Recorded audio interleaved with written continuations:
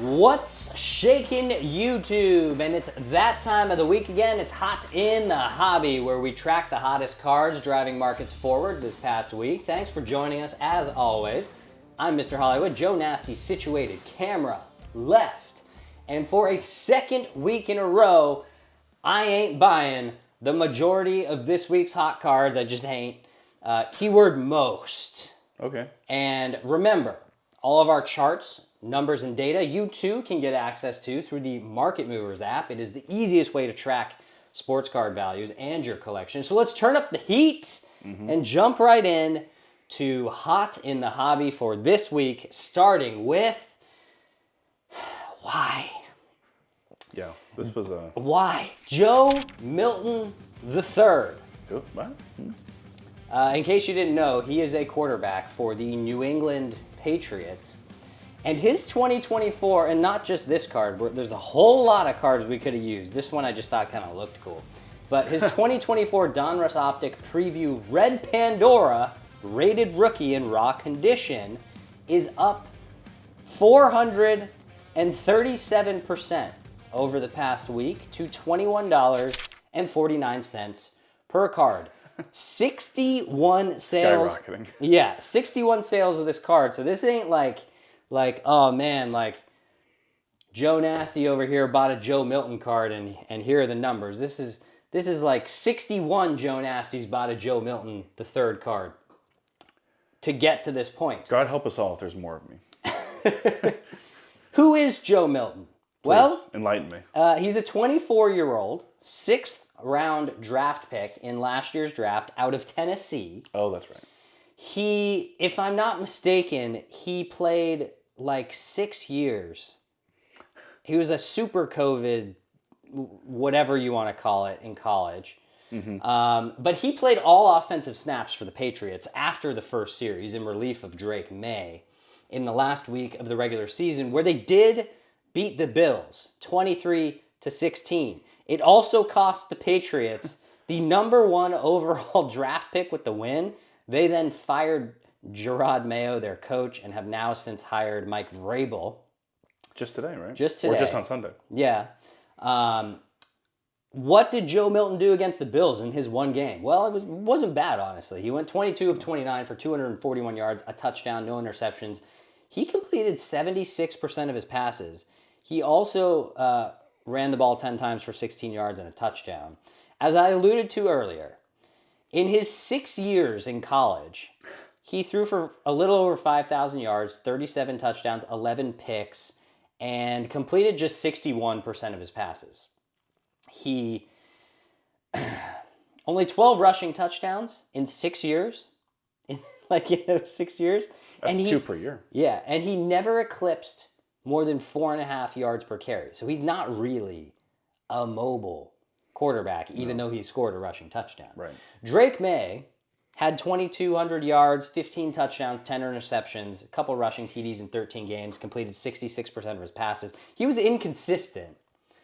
But if Milton were that good, we probably would have seen him earlier than just in a throwaway, don't let May get hurt type of game. And let's not forget that Josh Allen did not play in this. Right. Buffalo rested a lot of its starters, and it was still a one-possession game, a one-possession win. If Allen and all the Buffalo starters play, this game is 40-10. Buffalo wins this game by 30. Like what they did to Denver? Yeah, exactly. Yeah. So I'm not reading into a good performance from Milton on this one, honestly. He's a 6th rounder for a reason. Drake May was a top 5 pick for a reason. May is the starter. Pass on this one for me. I find a little bit of irony. I think his now former head coach, Gerard Mayo, also came out of Tennessee when he got drafted ages ago. So a little bit of sense of irony there. Look, shout out to him for taking the opportunity when it was presented to him, right? Attaboy, Joe. Attaboy, Joseph. You can only control so much in this world, and credit to Joe Milton for controlling what he could. He didn't tell the Bills to rest their starters. No, he didn't. He went out there, he did his thing. I think most impressive for a guy making his career debut is that he didn't throw an interception, right? Yeah, and he dropped back 30 times. Yeah, very efficient. He did what he was supposed to do, and he played well. People can be pissed that they won the game out in New England. They're pissed about everything. They're pissed if their chowder is just a smidge too warm, or not warm enough. You probably want warmer than usual chowder. Yeah. Chowder. So he took the opportunity and he played well. So if you're going to have a moment with Milton, then you have to think to yourself, would I make this decision based off of a good preseason game? Because that's basically what it was. Buffalo rested many defensive starters, and he went out there and played very well against, still NFL players. Don't get me wrong. Yeah. But he did well, and it should be noted, he's not even their backup. He's their third string. They decided not even to hurt Jacoby Brissett in this situation. Right. That's a good way of putting it, though. Thank you. I thought so too. Yeah, it's like, would you invest in a card up 400% if he came out in the preseason and had one good game, a 6th round draft pick that you know is going to be third on the depth chart? I think that's the perfect way to put it. Thank you. And the answer is probably not. Probably not. But let's move to. By the way, the Jacoby Brissett backup insurance ad gets me every. Do you know what I'm talking about for Progressive? Yeah. It's him, Case Keenum, and Colt McCoy each have their own advertisements. Yeah. Where, like, people are having a tough time. Like, for Jacoby Brissett, it's a guy in his kitchen, like, having a tough time with his taxes. And they're like, we need to bring up the backup. And Jacoby Brissett comes out. It's like, let me get a look at this. It's like, did you make any charitable donations this year? I mean, it's funny. I don't want to give free promos, but it's a fun campaign. I'll have to keep my eye out for it. Hit the YouTubes. Hit the YouTubes. I will. After watching this video. Yeah, this one first. Prioritize this one first. Then Jacoby. But second hot card of the week is, again, why? I get it. I mean, I get it, but also, why? Mike Sirota, center fielder for the ACL Dodgers rookie affiliate. His 2024 Bowman Draft First Chrome prospect autograph in raw condition is up 400% over the past week to $30. There have been 18 sales of the card. It was $6 to begin the week. Of course, Mike Sirota was traded from Cincinnati to the Dodgers last week in exchange for second baseman Gavin Lux. Poor Gavin. Poor Gavin. Yeah. Mike Sirota, 6'3", bats right, throws right. He is 21 years old. He was a third-round selection, 87th overall in the 2024 draft out of Northeastern. Interestingly, the Dodgers actually drafted him in the 16th round in 2021, but he opted to go to college. What were his NCAA stats? Because that's the only stats we have, because he was hurt last year. Right, yeah. Career .324 average, pretty darn good. 29 homers, 111 RBIs, 48 stolen bases, a .458 OBP, and he had a .577 slug. So good speed, power potential, good average potential. He is a good defender. This all sounds great so far, right? Very cool. The issue is he had an amazing freshman year. I think he hit 320 something, 326, and a sophomore year 346. So you were kind of thinking like, man, what's next? 360?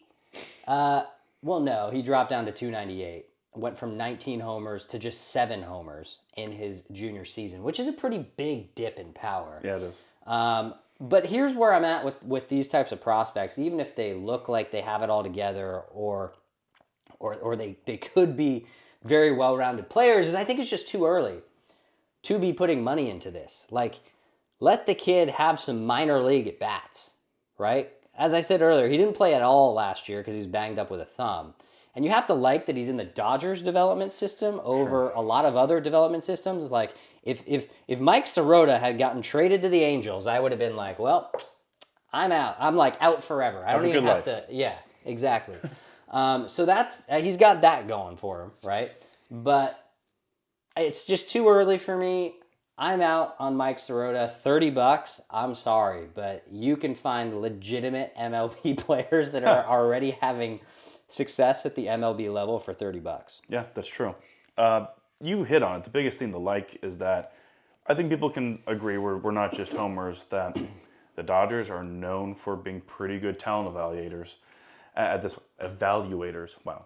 So the fact that they drafted him and then went back and got him, even in another opportunity, probably speaks to how they feel about him and his future.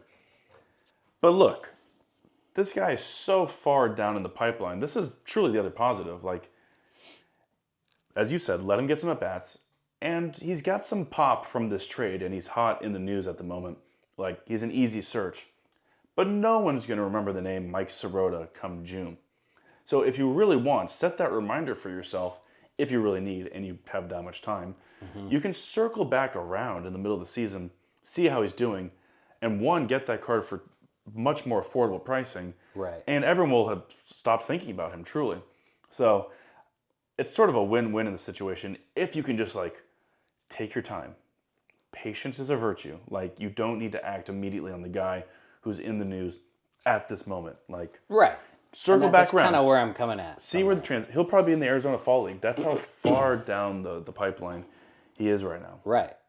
I mean, fall is a ways away. This guy will be starting from. He will be starting from the bottom. So it's going to be a long way, a long time before we see Mike. You could honestly wait a full year if you needed to. Yeah, exactly. Let's move on to hot card number 3, and that's Bryce Young, quarterback for the Carolina Panthers. Bryce is on our show like every 3-4 weeks. I feel like. Yeah. His 2023 Prism Silver Rookie Variation card in raw condition. I like this card because it's kind of. It has these beams of light kind of looking in the background. It kind of looks like a stained glass window at a church. Yeah, almost has a stained glass look to it. But it's up 230% over the past week to $66 per card. There are 16 sales of it, so it is statistically significant. 2024, Bryce Young played in 14 games. He threw for 2,403 yards, 15 touchdowns, 9 interceptions, for a modest rating of 82.2, although he completed only 60% of his passes. He did have a very strong finish to the year. Yes. He threw for 700 yards approximately and 7 touchdowns to no interceptions in his last 3 games. Of course, an overtime win against the Falcons, a loss at Tampa Bay, and then another overtime win against Arizona. But where I'm confused is Bryce Young was one of the really hot, sexy picks to break out coming into this season, right? He could only go up. And if we go back to the start of last season, that was September 5th. And we go back to the price of this exact card on September 5th, 2024, that night that the Chiefs played the Ravens to start the year. Yeah. This card was $43.50. Now it's $66 because of 3 good games at the end and a 1-possession loss to the Chiefs like 5-6 weeks ago. Right? Yeah. Yeah, like that's kind of a pass for me, considering that he still has so much to prove, and this card will drop again in price in the offseason, right? Carolina is still, for the most part, irrelevant. They have been since Cam Newton left. Man, yeah. Right? Bryce, I know he had a great last 3 games, but guess what? The last 3 games, he played in 11 other games, right? Yeah. So he still completed barely 60% of his passes. He still got sacked 30 times. He still can't see over his offensive line. We have that one in common. Like, there's only one quarterback that I can really even recall who also probably can't see that well over his offensive line that has done anything really of note, and that's Russell Wilson. And Russell Wilson had maybe one of the greatest defenses ever assembled. People don't talk about that defense enough. When he was competing for Super Bowls. Mm-hmm. I mean, it was a ridiculous defense. But there is no way Bryce Young is 5'10". I'm sorry. And the fact that it says he's 200 pounds, like, the dude is 200 pounds soaking wet. It's probably more like 190. I'm just not convinced that Bryce Young physically can survive being a quarterback in this league for a very long time, especially in Carolina, Yeah. where they also play zero, and I mean darn close to zero defense. Because Bryce Young is going to have to drop back and put this team on his back a lot of the time. This defense and the Bengals. Oh, man.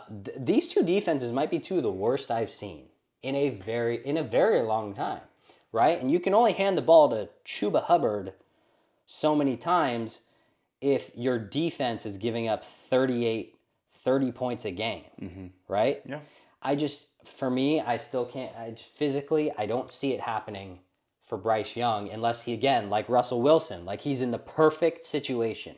He has the best defense in the NFL. He has an unbelievable offensive line with an unbelievable running game. Then I could see Bryce Young having a lot of success. And that was the formula for Russell Wilson. Great offensive line, Marshawn Lynch, one of the best defenses in the league. Play action. And boom, Russell Wilson becomes one of the best quarterbacks in the NFL. Take all that away, and what does Russell Wilson become? One of the average quarterbacks in the NFL. I find Bryce Young's situation to be similar. I think that's super fair. And I didn't think about Russ. There is another QB I'll bring up in just a moment that he was compared to a bit more coming out of college. And I said this a couple weeks ago when we last talked about Bryce. He did stop making the egregiously terrible throws. Yes. And the example I keep coming up was that he was staring at double teams. It was like, man, that's a not an ideal situation. I'll throw it there anyways. So he's taking care of that and doing the quote unquote easy stuff, which in the NFL there's truly nothing. There's nothing easy especially about the QB position. But there are things that you can control, like from Joe Milton, that can make it a bit easier on yourself. So you touched on the size stuff and really hammered on it, actually. You more than touched on it. Coming out of Alabama, the best case scenario comparison was Drew Brees, and they both were number 9. So Drew Brees, you remember, really up until the middle of his career was also an afterthought. Like he hurt his shoulder. No, he was. Then the Chargers didn't re-sign him.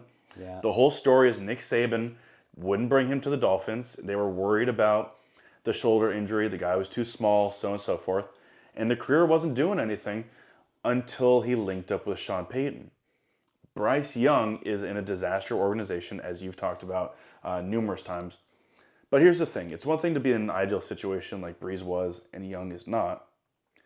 But what set Brees apart, and especially what set him apart from Bryce Young, is that Drew Brees, with that size, knew what was happening with the defense across from him probably better than the defense did. Mm-hmm.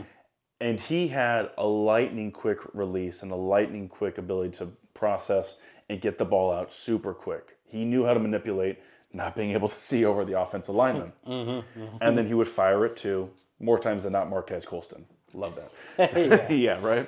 And Jimmy Graham. Yeah, those were the days. So, and later on, Mike Thomas, with all of his emotional baggage. So that's the difference between Drew Brees and Bryce Young. Forget Joe Horn. And the cell phone? I never will. But he was getting those touchdown passes. They played together. I thought that was Aaron Brooks' era. It might have been. I feel like it was. On that. And the Saints are a bad organization, or were historically they were the Aints. And then Sean Payton, Drew Brees made it happen. So, situation, right coaching.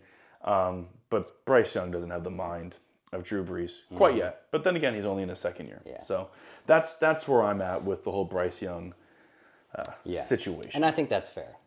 By the way, Joe Horn, I think, his last year in was with Drew. New Orleans was Drew's first year in New Orleans. But let's move to hot card number 4 for this week, and that is finally Shai Gilgeous-Alexander, guard for the Oklahoma City Thunder. His 2018 Prism base in a PSA 10 is up 112% over the past week to $106 per card. Although I think it's a little skewed because there was one crazy low sale earlier this week. But guys, finally, we finally have SGA on hot cards. He's averaging 31.5. What more does he need to do? Yeah, he's averaging 31.5 points a game, 5.5 rebounds, 6 assists, 2 steals. He's shooting 53% from the field, 36% from downtown, almost 90% from the free throw line. Oklahoma City is 31-6. as of the recording of this video. They are first in the West. They average 115 points a game to they allow just 103 points a game. That is the best defense in the NBA. Very close with Orlando. Oh, go figure. And they do not have their best defender on the floor right now. And we talked about it before, right? Their second best player and best defender is probably Chet Holmgren. With Holmgren, I don't know that there's any team in the West that I could confidently say would for sure beat them. Let me check. And the youth is just insane. Like, all of this big three is under the age of 25. Everyone's under 25.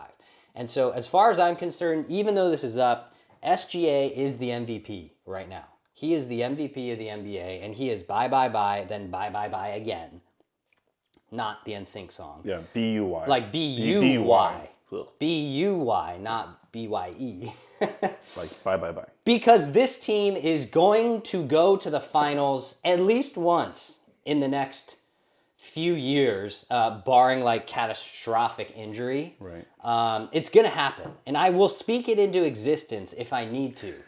But yes, SGA is the MVP, and I'm just so relieved that he's finally a hot card. Mm-hmm. Are you? Yeah, he's the best player in the league right now. Like, or at least he's a first-team All-NBA player, without a doubt. The only thing I'm looking at is the Western Conference standings to see who could take down the Thunder this year. Rockets aren't ready. Memphis, I don't know. I'm not a big Ja guy, to be honest. You also don't know what he's going to do off the court. True. The Nuggets seem to be fading as much as I do love Jokic. And then, I mean, maybe the Mavs again, if Luka comes back as he should. But if Chet comes back... No, I'm with you. This Thunder team is downright scary. I don't believe also, how are the Cavs like 30-something and 4? They are 30-something and 4 because they are dominant at home. They just had a clash with the Thunder in Cleveland. And credit to the Thunder, they only lost by 7 in Cleveland. But Cleveland is 20-2, and they are really struggling on the road. At home. Sorry, yes, at home. Yeah. But they're really struggling on the road because they're 13-3. That's Cleveland, not OKC. Yeah. Well, honorable mention hotties for this week, and yes, they are hotties with bodies because all of them essentially work out for a living, basically, right? Victor Wembanyama, his cards, hot. Jahmyr Gibbs, his cards, hot after that ridiculous performance, 4 TD performance against the Vikings last week. Gigi Jackson, he is hot. If he hasn't come back already, he's probably pretty close, I'm assuming, if his cards are hot. This was when they were going to reevaluate him. Yeah. Guess who else is hot? Shohei Ohtani. Surprise, surprise. No way. I asked you this last week. I'm going to ask you again. Mm-hmm. Who were the 2 hottest Pokemon on the list? And I'll give you a hint again. Okay. One of them is one of the true OG legends. Jeez. Wait. Oh, okay. The true OG legends. Like, one of the ones that you want to pull out of those packs. The other is I don't even know how to explain this one, actually. He's kind of like he's a legendary. Okay. He's a legendary. I believe he is a fire type. Moltres. And he has 4 legs. Go. Oh. Ponyta? No, that's not legendary. No, he's not a legendary. Is the first one not Charizard? No. Really? Snorlax? That's how I relate to the most. It's one of the 3 biggest ones you can pull. I don't know. And it ain't Charizard. That's the only one that I can think of that's like massively like you want to pull. It's Blastoise. Oh, yeah, that'd be pretty sick. Yeah. Blastoise EX out of 151. That one's going big right now. And the 4-legged legendary? The 4-legged fire legendary. 4-legged. Looks like he has a mustache. Me. No. That would be Heatmore. Entei. Why am I not thinking of Entei? Oh, yes, Entei. Yeah, Entei. Oh, that is a good one. Yeah. You know, I have a 3-star shiny Entei. On Pokemon Go? Yeah. That's pretty cool. It is pretty sick. That's pretty cool. I don't think that's why I should have thought. That's whatever. I should have thought about that. Yeah. Well, that'll be lights out for us here on this week's episode of Hot in the Hobby. Hope you enjoyed the show. If you did, don't forget to subscribe to the channel down below and ring that notification bell.